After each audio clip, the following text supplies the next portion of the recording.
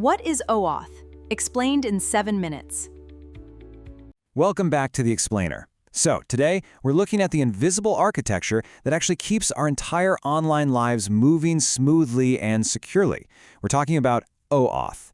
Now, it's a term that gets thrown around a lot in the development world, but I promise you, by the end of this explainer, you're going to have a super clear, concrete understanding of how this whole thing actually operates. Think about this for a second. You download a brand new app. Maybe it's, a new homework planner or that latest trending gaming app everyone's talking about. You want to jump in right away, obviously. But how exactly does this totally random new app let you log in through your Google account without actually knowing your secret password? I mean, think about the massive amount of trust involved there. How does that digital handshake happen in a way that keeps your most sensitive information completely locked down? Okay, let's dive into this. These buttons are literally everywhere, right? Continue with Google, log in with Apple, sign in with Facebook. We click these familiar little buttons constantly, probably multiple times a day without even blinking. We rely on them to skip the absolute hassle of creating yet another new account. But the sheer brilliance of what's actually happening when you click one of these options, well, that's exactly what we're going to unpack today. To really appreciate this, we kind of have to look at how things would work if we didn't have OAuth. The old school way of doing things, it would be incredibly risky. If you wanted to use a new music app, the app would essentially just say, cool, hey, give me your main Gmail password. That means some random third-party app would have total, unrestricted access to your entire account. Your private emails, your personal photos, your contacts, literally everything. If that app got hacked, your entire digital life would be a massive, massive problem.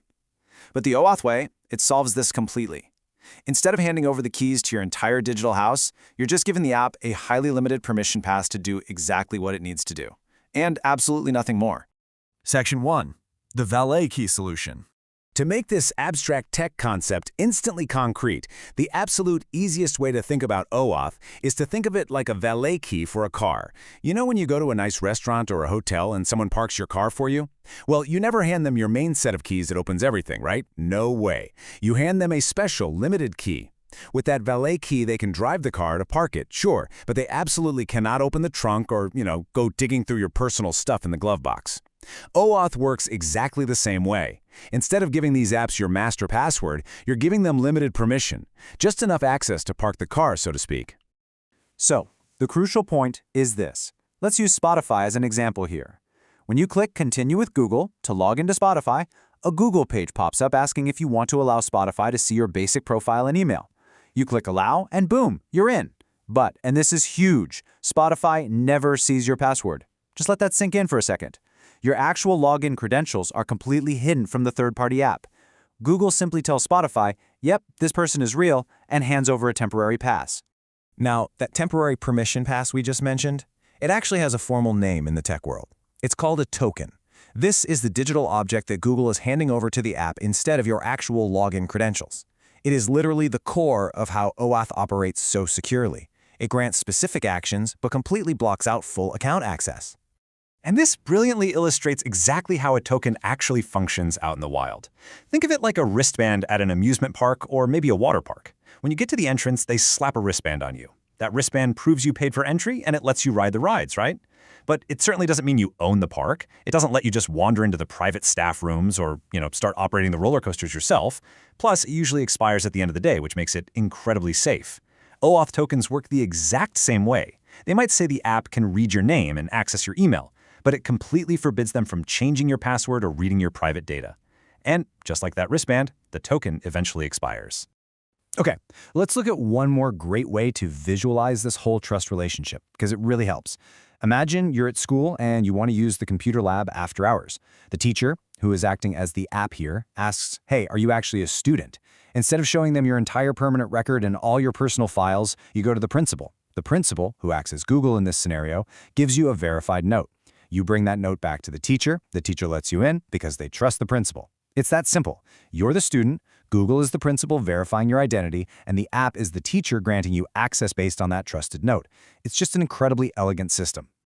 Section 2. Behind the scenes, how the code works. All right, now that we've got a solid grasp on the physical metaphors, let's look at the actual digital mechanics. Here is the exact 5-step invisible handshake happening right behind your screen. Step 1, the app sends you over to Google. Step 2, Google intercepts and asks you, hey, do you allow this app to see your basic info? Step 3, you press allow. Step 4, Google generates and sends that secure token we talked about directly back to the app. And finally, step 5, the app logs you in. Do you notice what is completely missing from these 5 steps? Your password. Your password never once touched the app's servers. That is the true magic of OAuth in action. Now, it's definitely time for a quick bit of myth busting, because there is a massive misunderstanding about privacy here. A lot of people see this process and think, wait, does this mean Google owns my account everywhere? The answer is an absolute nope. No way. OAuth does not give Google control over your other apps. Google is simply acting as an ID checker at the door. Think of them like security at a concert. All they do is look at you and say, yep, this person is exactly who they say they are. That's it. They aren't a password manager in this context.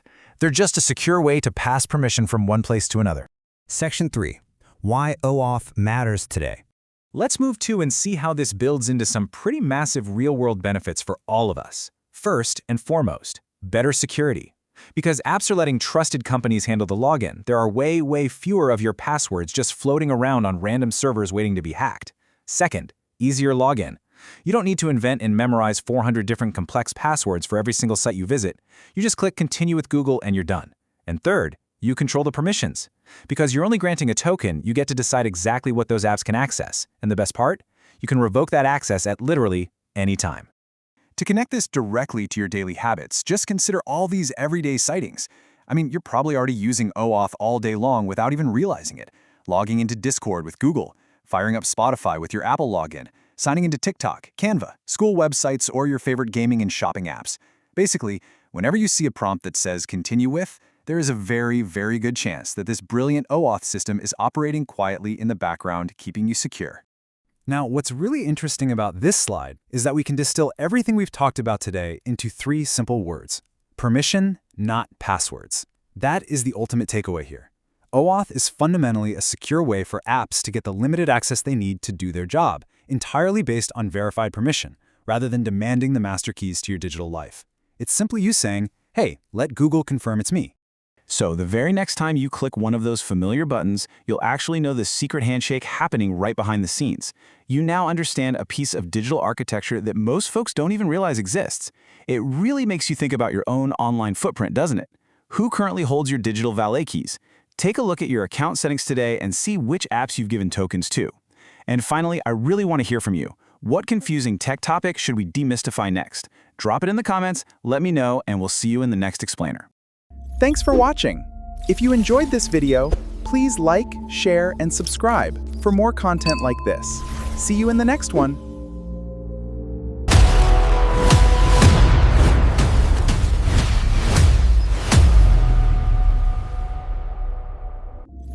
If you're curious how I create these videos, from AI voiceovers to video editing and research, you'll find my complete toolkit in the description.